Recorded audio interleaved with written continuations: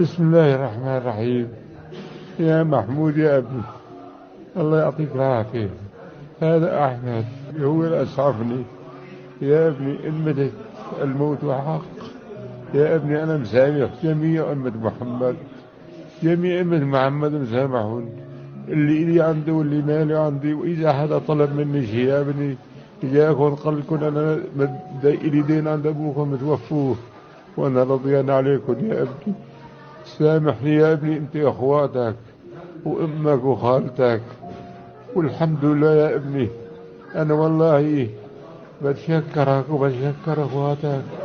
ويا ابني الموت حق، وأنت مكفل بالجامع من بعدي، أنت وأخوتك بتخلصوه وبتبيعوا الأراضي اللي عندي حوالي الضيعة وبتكملوا الجامع يا ابني، ما تشحدوا من حدا.